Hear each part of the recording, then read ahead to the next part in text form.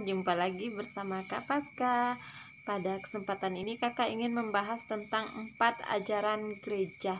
Yang pertama yaitu tentang 10 perintah Allah, yang kedua 5 perintah gereja, yang ketiga tentang 4 kebenaran yang utama, dan yang keempat tentang sakramen dalam gereja Katolik.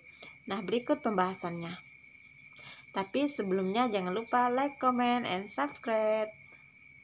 Seperti telah dikatakan tadi, di sini kita akan membahas 10 perintah Allah, 5 perintah gereja, 4 kebenaran yang utama, 7 sakramen dalam gereja Katolik. Topik pembahasan pertama yaitu 10 perintah Allah. Kita mengetahui bahwa 10 perintah Allah diturunkan melalui Nabi Musa di Gunung Sinai. 10 perintah Allah terbagi menjadi 2 bagian pokok. Bagian pertama mengatur hubungan manusia dengan Allah, yaitu perintah nomor 1 sampai nomor 3. Bagian kedua mengatur hubungan manusia dengan sesama, yaitu perintah nomor 4 sampai nomor 9. Berikut bunyi ke-10 perintah Allah tersebut. Tuhan bersabda, "Akulah Tuhan Allahmu. Jangan memuja berhala, berbaktilah kepadaku saja, dan cintailah aku lebih dari segala sesuatu." Nomor 2, jangan menyebut nama Tuhan Allahmu tidak dengan hormat. Ketiga, kuduskanlah hari Tuhan. Perintah yang keempat, hormatilah ibu bapakmu. Yang kelima, jangan membunuh. Nomor 6, jangan berbuat cabul. 7, jangan mencuri. 8, jangan bersaksi dusta terhadap sesamamu manusia. 9, jangan ingin berbuat cabul. 10, jangan ingin akan milik sesamamu manusia secara tidak adil. Sebenarnya 10 perintah Allah ini sudah terangkum dalam hukum cinta kasih, yaitu hukum pertama dan utama yang diajarkan oleh Yesus sendiri kepada kita. Kalau orang sudah melakukan dan benar-benar menghidupi hukum cinta kasih dalam dirinya, tentunya dia sudah luput dari larangan-larangan yang tertuang dalam 10 perintah Allah. Kasihilah Tuhan Allahmu lebih dari kamu mengasihi dirimu sendiri. Kasihilah sesamamu seperti kamu mengasihi dirimu sendiri. Apa yang kamu ingin supaya orang perbuat bagimu, maka kamu juga harus melakukannya demikian. Itu merupakan bunyi dari hukum cinta kasih yang diajarkan oleh Yesus. Berikut 5 perintah gereja. Yang pertama, rayakanlah hari raya yang disamakan dengan hari Minggu. 2, hadapilah misa kudus pada hari Minggu dan pada hari pesta yang diwajibkan, dan janganlah melakukan pekerjaan yang dilarang. 3, jangan makan daging pada hari pantang dan berpuasalah pada hari puasa. Akuilah dosamu sekurang-kurangnya setahun sekali. 5, sambutlah tubuh Tuhan pada masa Paskah. Di sini 5 perintah gereja sangat jelas sekali.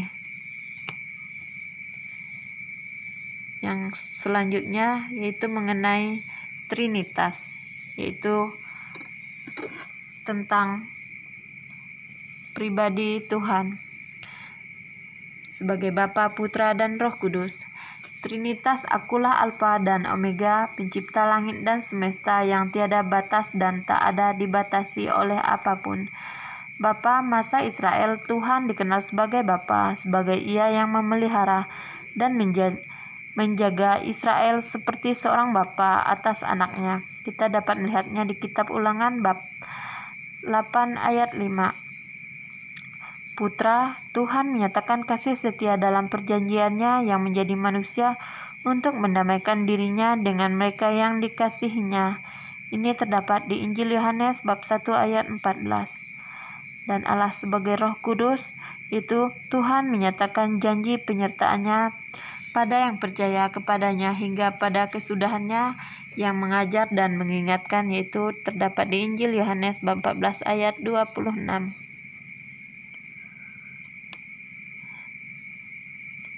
Kita juga ingin membahas tentang 4 kebenaran yang utama, yaitu ada satu Allah, ada 3 diri, yaitu Allah Bapa, Allah Putra, dan Allah Roh Kudus.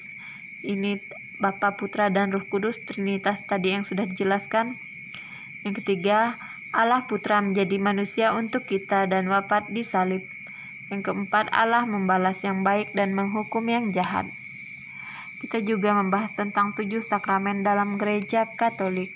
Kita mengetahui ada 7 sakramen yang diakui dalam gereja Katolik. Sakramen itu antara lain sakramen permandian. Sakramen permandian adalah sakramen yang diterima pertama kali. Dengan sakramen permandian kita memperoleh anugerah, yaitu dibersihkan dari dosa asal, menjadi putra-putri Allah, dan menjadi anggota gereja. Dosa asal adalah dosa yang telah kita terima ketika Adam dan Hawa berdosa. Sakramen penguatan atau sakramen krisma. Dengan menerima sakramen krisma, iman kita menjadi semakin dewasa. 3 hal pokok dalam prosesi penerimaan sakramen krisma, yaitu penumpangan tangan oleh uskup, pengurapan minyak suci, dan penamparan pipi. Hal ini bisa dipelajari lebih dalam. Yang ketiga, sakramen Ekaristi. Sakramen yang diterima pada saat perayaan Ekaristi, yaitu sakramen yang dirayakan untuk mengenangkan kembali peristiwa perjamuan malam terakhir yang dilakukan oleh Yesus, di mana Yesus menyerahkan roti dan anggur yang melambangkan tubuh dan darahnya bagi manusia. Sebelum ia menderita sengsara, Yesus merayakan perjamuan malam terakhir bersama para muridnya dan berpesan kepada mereka untuk melakukan perjamuan pemecahan roti untuk mengenangkan dirinya. Inilah tubuhku, terimalah dan makanlah, inilah darahku, darah perjanjian baru dan kekal, yang ditumpahkan bagimu dan bagi semua orang. Kenangkanlah daku dengan merayakan peristiwa ini. Sakramen Ekaristi dapat dipelajari dalam doa syukur agung. Sakramen pengakuan dosa atau sakramen tobat diberikan kepada orang yang bertobat dan mengaku dosa. Rahmat sakramen tobat adalah diterima kembali dalam pelukan Bapa dan gereja dan dosanya diampuni. Biasanya yang memberikan sakramen pengakuan dosa yaitu imam. Sakramen tobat diperlukan bagi kita manusia karena kita tidak luput dari dosa.